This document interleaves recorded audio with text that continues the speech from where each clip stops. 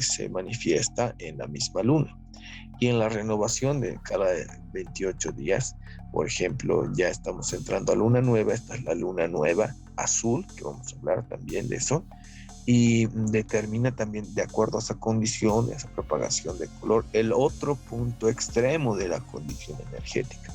Estamos bajo la constelación de Leo en esta época, terminando ya este 2021, en los días cúspides de transición, pero así como recepcionamos una energía directa de esta constelación, que son una de las más brillantes, y el otro extremo es pues mantener también la condición extrema de puntos fríos en algunos puntos de la Tierra que van a generar esta migración del agua, pero con esta variación térmica.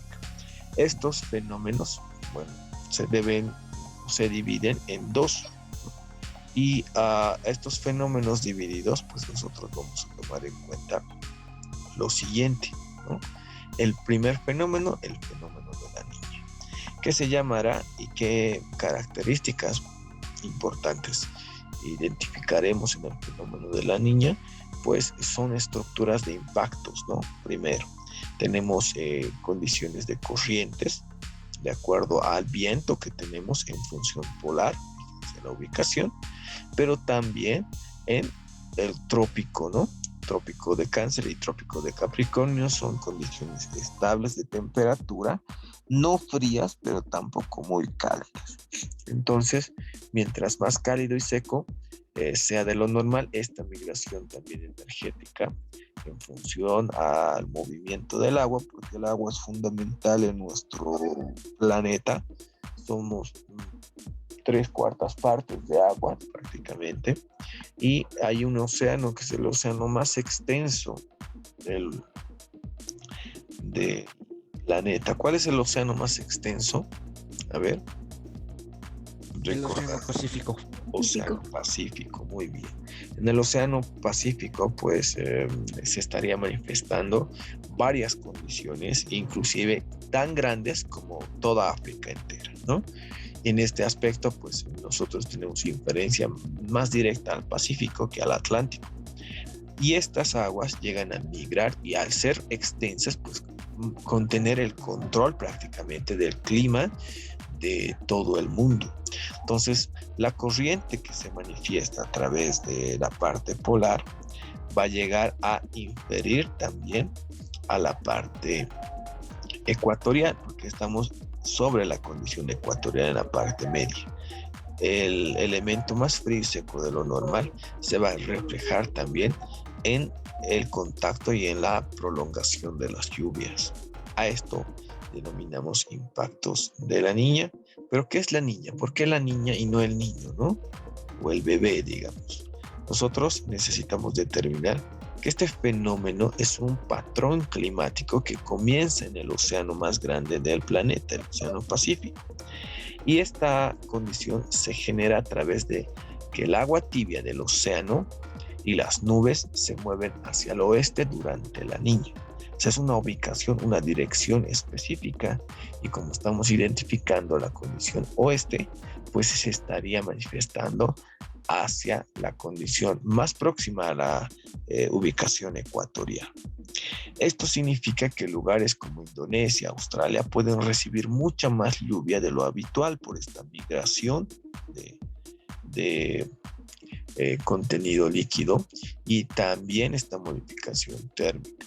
Los lugares como el suroeste de los Estados Unidos pueden estar mucho más secos porque el agua se va a llegar a concentrar en condición mayoritaria en estas partes denominadas pues condiciones de gran impacto en Indonesia y Australia particularmente.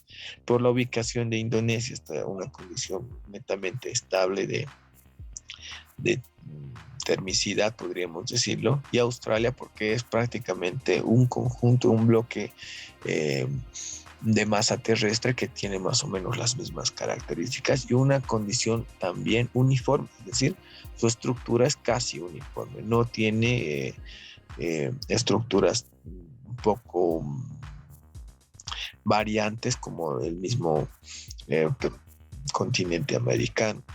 Pero al margen de esto también llega a inferir no solamente esta migración, que es masiva, es un océano muy grande, habíamos dicho que puede inferir inclusive todo un continente entero. La niña tiene migraciones de estas condiciones térmicas que van en función también a la identificación del viento.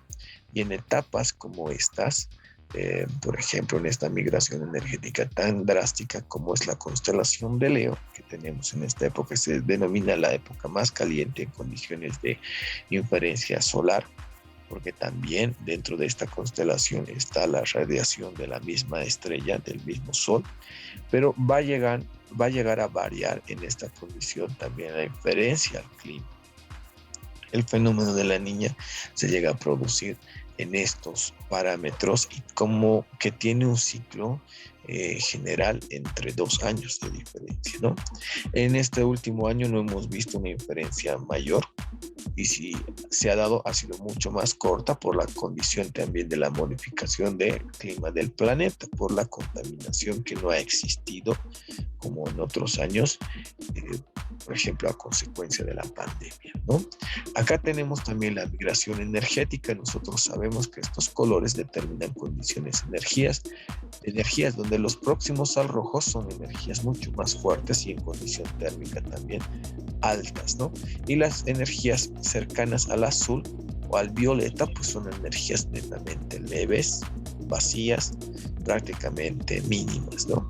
Pero fíjense, la migración energética se da en los bordes externos más que en el propio centro. Y esto hablando de diferencia entre continente y continente.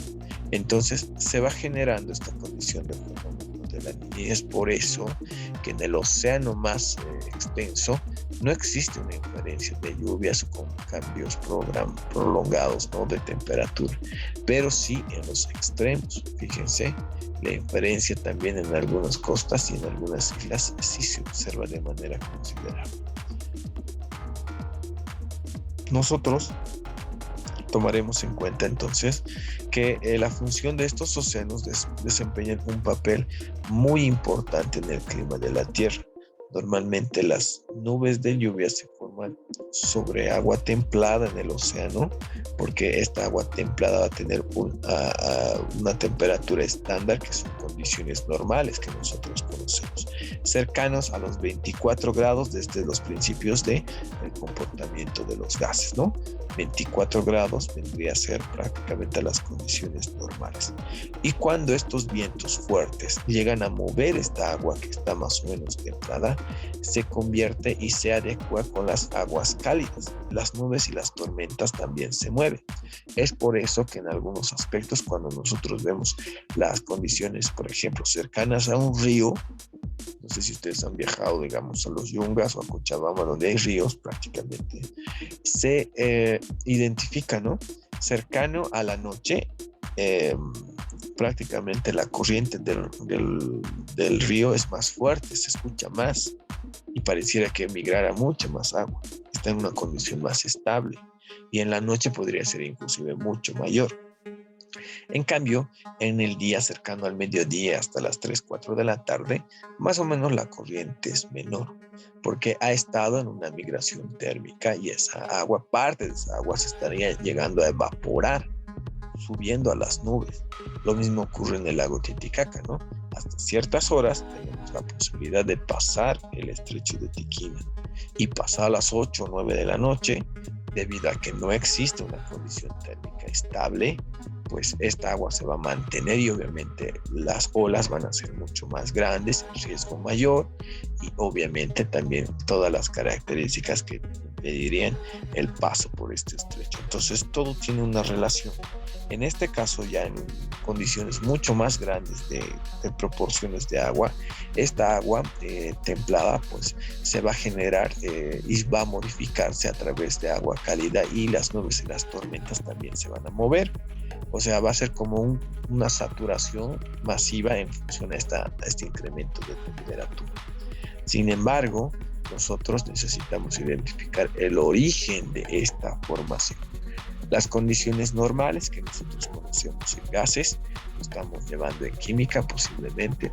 Los vientos van a soplar sobre el Océano Pacífico y empujar suavemente al agua templada hacia el oeste. Esto desde los polos, obviamente. Esa agua caliente va a viajar desde la costa oeste de Sudamérica hasta Indonesia. Entonces, la proyección de la condición del agua del Pacífico es tan grande que llega hacia otro continente, mucho más lejano, ¿no? A medida que el agua templada se mueve, el agua fría que hay en el fondo del océano sube lentamente para ocupar su lugar. Es decir, hay como un desplazamiento en funciones de temperatura, y eso lo hemos visto inclusive al calentar, ¿no?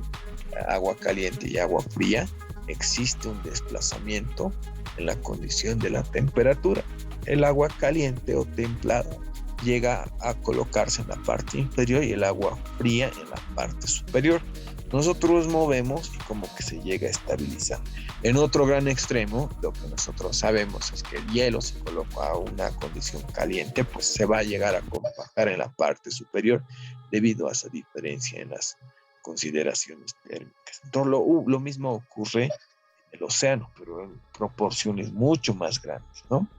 Primero, nosotros necesitamos determinar también estas características. Las condiciones normales se van a dar en esas temperaturas estándar, habíamos dicho cercano a los 24 grados para esta condición de océano, y la migración del viento va a llegar desde la parte de Norteamérica y Sudamérica. Fíjense, el viento a través de la condición ecuatorial, porque es la más estable, la más referencial, y el movimiento también directo con la condición térmica, pues va a migrar hacia Indonesia, donde va a tener un primer impacto en la condición de la fuerza, que va a generar más o menos rebotes continuos en condición también de desagüe. El agua fría que estaba en la parte inferior, con esta agua tibia que ha migrado a través de los vientos, de la temperatura y demás, se va a llegar a mezclar, pero va a precipitar, habíamos dicho, el agua fría que en el fondo del océano va a subir lentamente y va a manifestar este cambio térmico.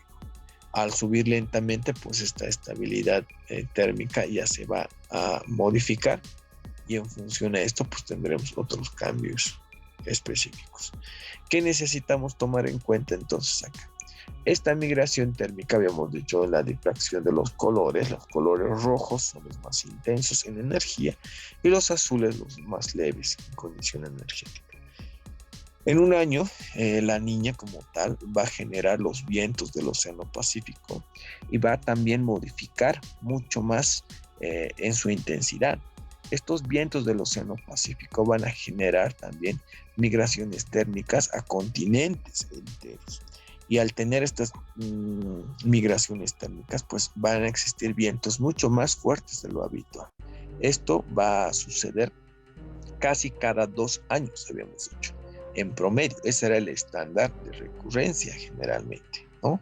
Pero, bueno, se ha modificado a través de esa condición de la pandemia, que posiblemente llegue a ser un poco más de los 2 años, pero tampoco estamos indicando que va a dejar de existir, porque el hombre llega a seguir contaminando y modificando también estas estructuras.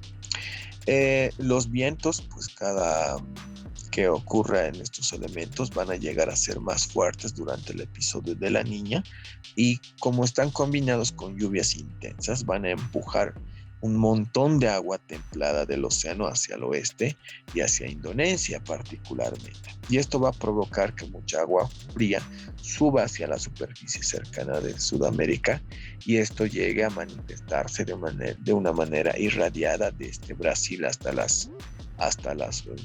los lugares más tropicales y cálidos de nuestro país, incluidos Santa Cruz, Beni, Pando y parte de La Paz, que también llega a repercutir específicamente en esa estructura, ¿no?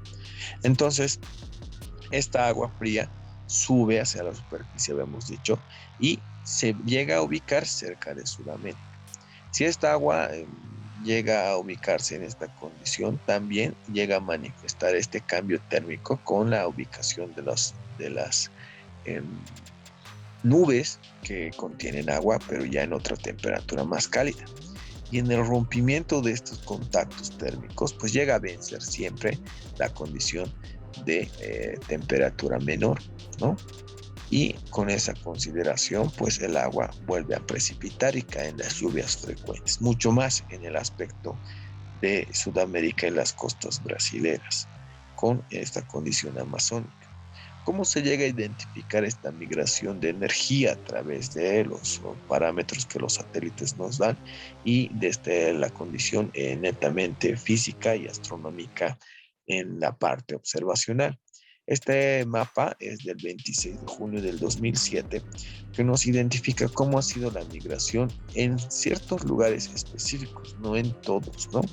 Porque varios países por la contaminación, digamos, mantienen temperaturas estándar que van a llegar a inferir en este tipo de elementos. Es decir, más que provocarse lluvias en estos, se van a manifestar sequías prolongadas porque la condición térmica aún se va a concentrar más. En consideración, entonces, el Océano Pacífico, al ser tan extenso, se divide también en condiciones dentro de la ubicación oriental, occidental y bajo la temperatura en estos elementos y estos eventos extraordinarios son más o menos pocos grados más fría de la normal. Es agua más fría de lo habitual. Y al migrar estas aguas a otras aguas más calientes, pues se modifica y se cambia, ¿no? Ya habíamos dicho que precipita, sube esta agua a esta condición. Un cambio tan pequeño como este en la condición de la temperatura del océano puede afectar el clima prácticamente de todo el mundo, ¿no? Porque estaría afectando a los 5 continentes de una manera más inferente a aquellos que están cercanos a la costa, pero también de una manera más prolongada en aquellos lugares como Santa Cruz, Beni y Pando, que son cercanos a la parte amazónica y de acuerdo a su proyección y hacia el tamaño del océano, pues llega a esos aspectos. Nosotros vemos en la imagen cómo estos cambios térmicos se llegan a proyectar en la parte central al Ecuador, ¿no? Parte central ecuatorial, acá estamos en condiciones de África, Sudáfrica, el Congo, estamos acá con Madagascar y las partes boreales, digamos, de la parte sur de la India. Sin embargo, habíamos dicho los lugares más afectados, toda la costa de Indonesia y Australia, que generaría esta modificación inclusive favorable para Australia porque son condiciones térmicas extremas también, pero de acuerdo a su biodiversidad no sería favorable para esa condición porque se estaría dando menos tiempo de regeneración en estas condiciones. Si vamos por otra parte hacia el otro extremo del continente, fíjense cómo la migración energética sube y se disipa en este aspecto, ¿no? Pero hacia otros elementos se llega a mantener. Hemos hablado de las costas inclusive de Brasil, Perú, condiciones de Bolivia con esta misma característica, pero se llega a manifestar también hacia la parte sur de Argentina, poco infiere en Chile por la condición también térmica, habíamos dicho la presencia de océanos, más que todo en la condición del clima desértico que se tiene en Chile, ¿no? Y la inferencia entonces llega a manifestarse y también a provocarse en estos tiempos para nosotros. ¿Cómo nosotros podemos inferir la relación, ¿no? A través de las observaciones científicas, físicas y astronómicas? Esta migración térmica es constante. El Sol va a seguir emitiendo la misma cantidad de energía.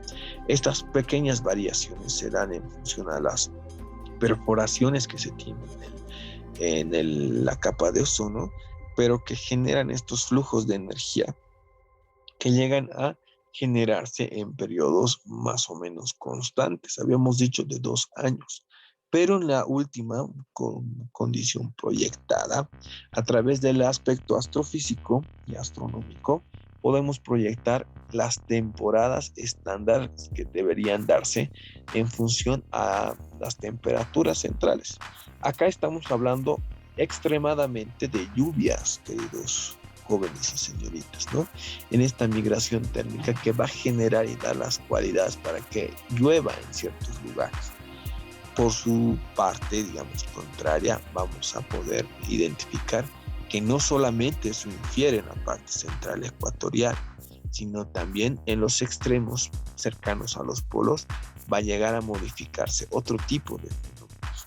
Entonces, acá tenemos una herramienta que vamos a utilizar en nuestro laboratorio que significa o infiere cómo a través de deslizar estas relaciones de proyección podemos inferir el flujo migratorio energético en función a la niña y las condiciones normales en el mismo Océano Pacífico.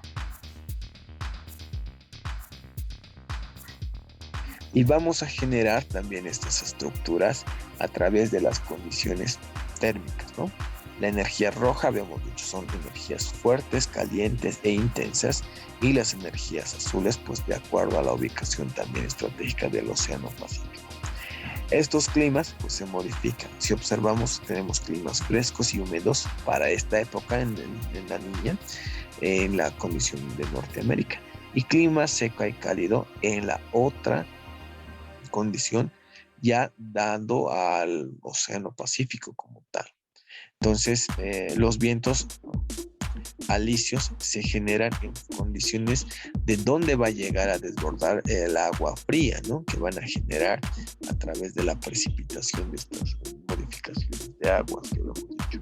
Inicialmente en el Océano Pacífico se va a observar en nuestro continente esta migración de aguas frías. Vamos a tener diferencias en estas temperaturas, pero al llegar a chocar a Indonesia, Australia, pues esto llega a rebotar en la condición que habíamos citado anteriormente, ¿no?